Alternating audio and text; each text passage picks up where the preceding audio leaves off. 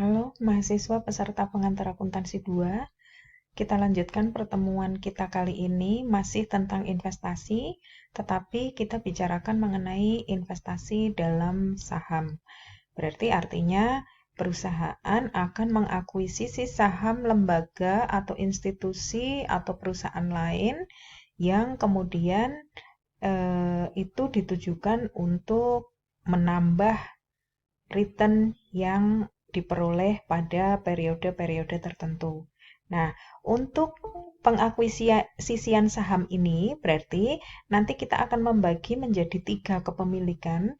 Yang pertama itu kalau seandainya akuisisi atas sahamnya itu sebanyak kurang dari 20%, kemudian antara 20 sampai 50%, dan antara 50 sampai 100%. Nah, nanti untuk yang kurang dari 20% itu maka dikatakan sebagai kepemilikan yang tidak memiliki pengaruh yang signifikan. Nanti dicatatnya investasi ini dasarnya adalah cost method. Kemudian untuk yang 20 sampai 50% kita menyebutnya sebagai kepemilikan minoritas, di mana kepemilikan minoritas ini punya pengaruh yang signifikan. Artinya pada saat perusahaan mengambil keputusan, maka ada hak voting di situ. Nah, nanti pencatatan atas investasi yang sebanyak ini akan dicatat dalam metode equity. Kemudian yang di atas 50% itu disebut sebagai pemegang saham pengendali atau nanti disebut sebagai parent company atau perusahaan induk. Maka nanti dicatatnya adalah dalam bentuk konsolidasi laporan keuangan. Nah, yang pertama dulu kita akan menyampaikan terkait dengan kepemilikan yang kurang dari 20%. Tadi disebutkan bahwa perusahaan menggunakan metodenya adalah cost method atau metode harga perolehan.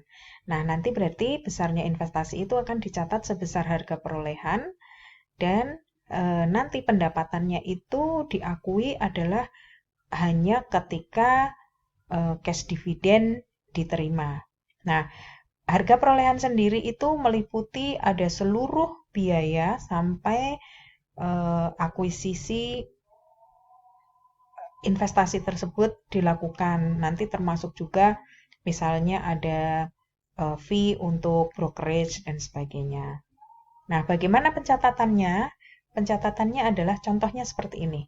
Misalnya di tanggal 1 Juli tahun 2017, Sunses Corporation mengakuisisi 1000 lembar saham, dalam hal ini 10% kepemilikan, dari Bill Corporation dalam bentuk common stock atau saham biasa. Nah, setiap lembarnya harganya adalah 40. Maka pembelian atas saham itu akan dicatat oleh Sunses sebagai berikut. Berarti total dari investasinya itu adalah sebesar 1000 kali 40 sama dengan 40.000 dicatat sebagai investasi dalam saham, kreditnya adalah kas. Seperti ini. Nah, kemudian seperti tadi ketentuannya bahwa hak atas kepemilikan itu adalah dividen. Ketika perusahaan menerima dividen, maka dia akan mencatatnya sebesar dividen yang diterima per lembar kali jumlah lembarnya. Nah, misalnya di sini dia menerima dividen per lembarnya itu adalah 2. Padahal tadi kepemilikan sahamnya adalah sebanyak 1000 lembar. Maka total dividen yang diterima adalah 2 kali 1000. Sama dengan 2000. Karena dividen diterima dalam bentuk cash, maka kita mencatatnya debitnya cash, kreditnya adalah pendapatan dividen. Nah, kemudian selanjutnya, bagaimana kalau seandainya saham ini kemudian dijual? Misalnya, tadi cost-nya kita menghitungnya adalah sebesar 40.000.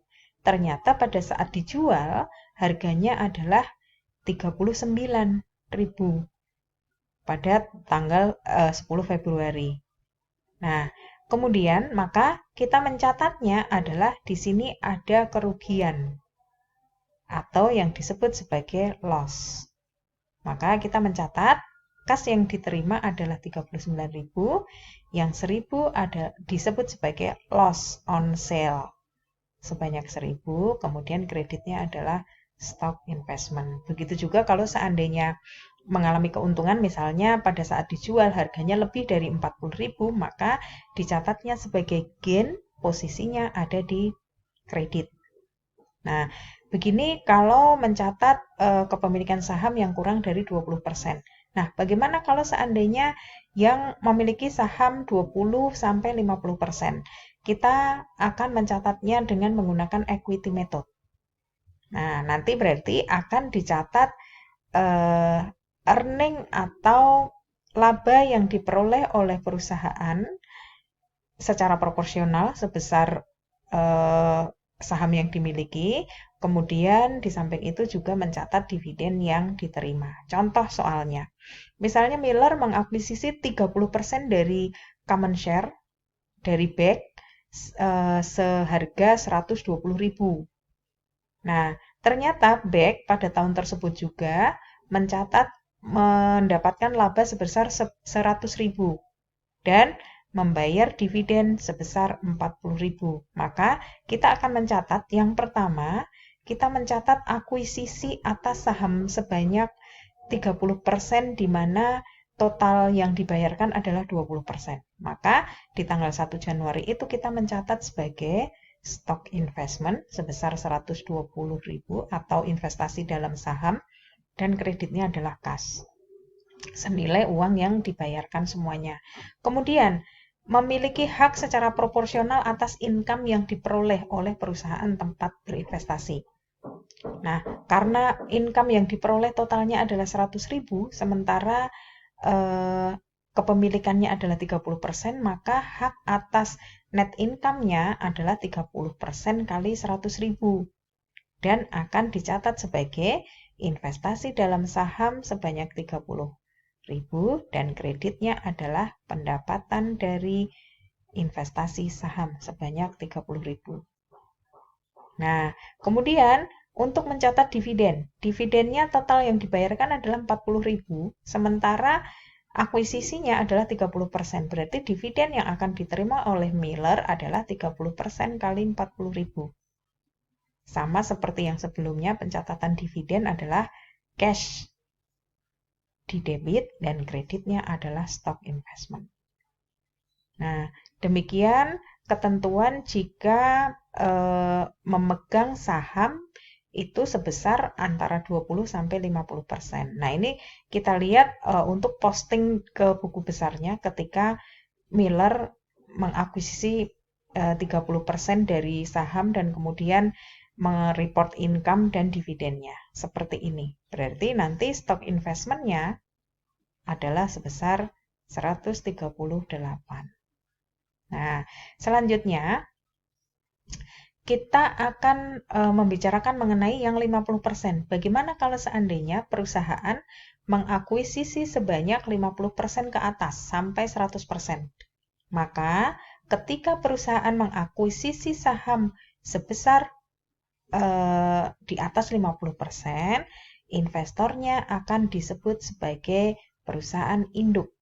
Sementara investinya atau perusahaan tempat berinvestasi akan dicatat sebagai perusahaan anak. Jadi artinya nanti investornya atau pembeli sahamnya itu atau pemegang sahamnya itu akan dicatat sebagai perusahaan induk, sehingga kendali atas perusahaan tempat berinvestasi itu ada di perusahaan induk.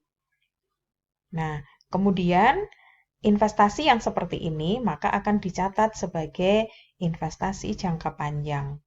Dan ketika menyusun laporan keuangan maka diperlukan laporan keuangan konsolidasi. Artinya nanti perusahaan induk akan memiliki laporan keuangan tersendiri.